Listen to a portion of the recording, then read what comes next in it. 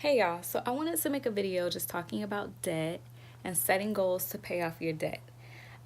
These are just some of my tips that I think are a good place to start. Or if you've gotten stuck, like if you're in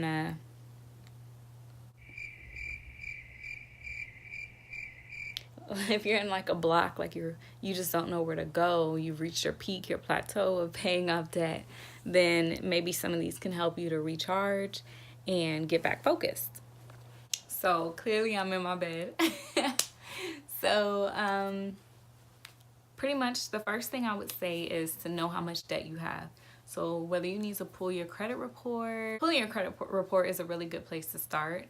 And so there it'll list all of your debt, and you can also see what should not be on your credit report, because sometimes there's things that are on there that should have been taken off or were reported in error. But overall, it'll give you a good point of exactly how much debt you have. It'll show your credit cards, your car, your student loans. So a good place to start, tip 1, pull your credit report. Step 2, look at your current budget. So if you haven't been keeping a budget at all, I would say just list out your income and your expenses and don't really make a budget, kind of like how I did in my last video, where I just pretty much had my paychecks and I had all of my bills listed, everything I have to pay during the month. And that way you're able to see what you're spending and you're able to see what you can cut back on. So what I initially did when I started budgeting when I got married, because things changed from when I was budgeting single and then when I started budgeting married, debt changed and all of that. So I just wanted to see where we were as a unit. So how much debt I had, how much debt my husband had, how much income I had, how much income my husband had. And then when we moved, like our house or rent or whatever, we had kids, what our daycare bill was. I just wanted to see where everything was. And then when I felt like I didn't have enough, I didn't have enough left over for what I felt comfortable with, I started cutting things out. And he hated me because I turned off the cable, I turned off the internet, I canceled memberships. So I was just like, no, I need to free up some money because we need to have more extra money every month. My basic goal was not to live paycheck to paycheck, to have something left over.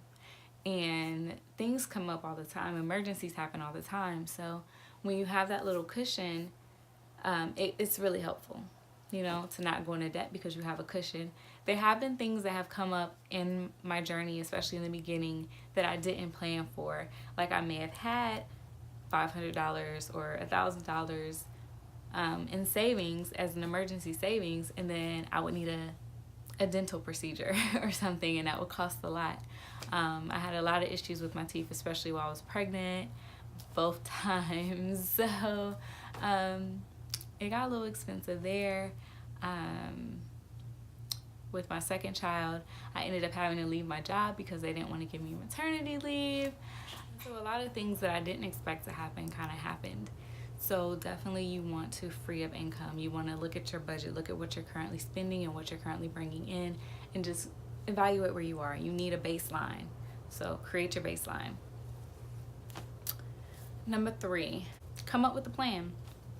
So once you have looked at all your debt, looked at where you are financially, once you've looked at where you are financially, and once you've looked at, what your debt is, what your income is, what your monthly bills are, then come up with a plan. So if you're familiar with Dave Ramsey has a method that he recommends, and that's the snowball method. And so what the snowball method is where you start paying off your debt by the lowest amount first. And so you pay off that debt, and then once you pay off that debt, you use the money that you paid off and that, the money you were typically putting towards that debt, and you start using it for your next lowest debt and your next lowest debt, and that's how you pay off your debt. There's also a method called the avalanche method, and with that you're paying off the highest interest rate first. So not the lowest amount, but the highest interest rate. So both of these I think are really good methods. So I've kind of used both in my journey.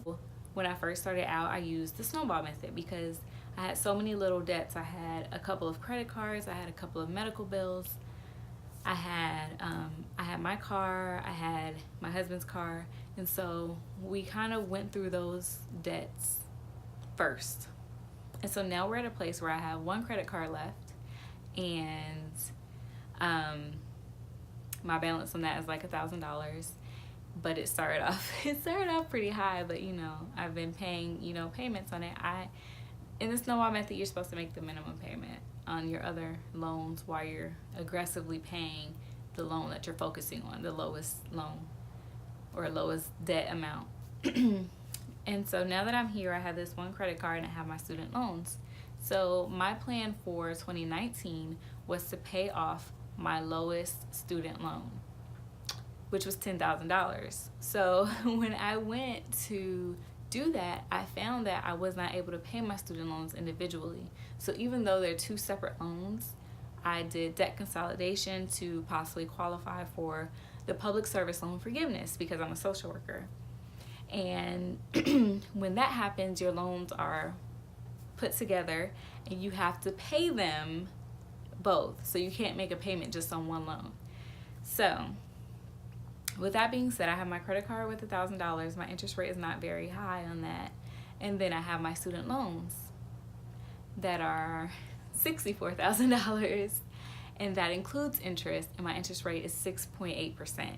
And so my student loans literally accumulate like $200 in interest a month. So for me, I started off with the snowball method. It worked really well. I paid off so much debt, credit cards, cars, all of that. I paid off so much debt. And now I have these two debts left.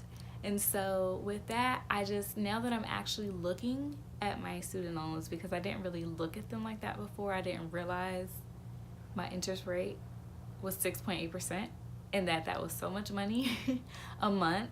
Like before I can even touch my student loans, I have to pay $4,500 of interest. And I have a debt tracker that I'm also going to show you that I have in my bullet journal, and I'm showing my payments that I'm making, but it doesn't really add up because I'll make a payment and then the interest that's added on at the end of the month or each day brings it almost right back up to where it was before I made the payment, and I'm making extra payments, so it's really frustrating. And with student loans, you have to be really, really aggressive with these interest rates that are being charged. So those are the two methods. You can choose your method if you're going to do the snowball method or the avalanche method. So the snowball method is recommended, especially when you're starting out, because it helps to motivate you. It's really motivating when you say, oh, I have a credit card, boom, I paid it off. Or I have another credit card, boom, I paid it off, because it's such a low amount. Honestly, if I had started off with it wasn't $64,000 in the beginning. If I had started off with my student loan, I would have been discouraged because I would still be paying on it and nothing would be paid off. I would have all these other debts and the student loan that I'm struggling to pay off. So I think the snowball method definitely helped me in the beginning, but right now I'm at a place where I'm ready to focus on my student loans and I'm ready to just pay off a really big portion this year. And I'm using a lot of money that I didn't have free in the beginning when I started this journey to help me more aggressively pay my student loans, because if I just make the minimum payments, my interest is more than my payment. My payment is like $250, and so I'm going to be touching the interest, and I'm never ever going to touch my loan this way. So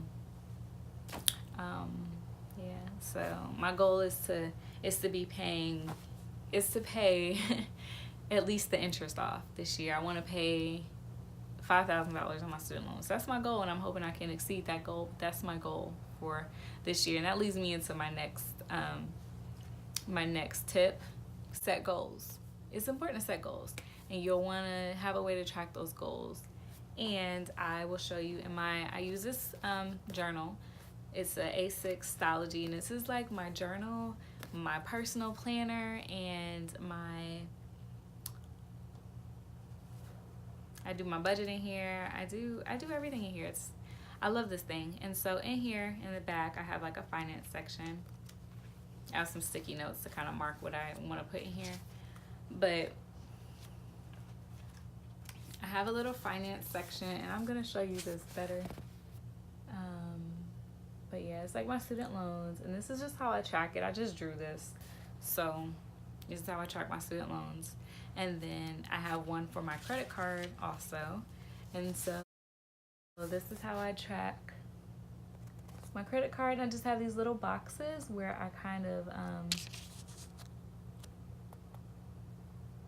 have little boxes just to make it fun, showing, you know, what I have left. So find something to motivate you. Find a way to keep track of it.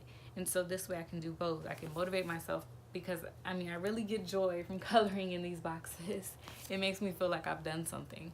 So that motivates me, and it helps me keep track. And then the one for my student loans are just, it's just so high. But it's nice to be able to color, to fill in these boxes with information of what I've paid, you know. So, and then my next tip would just be to have check-ins.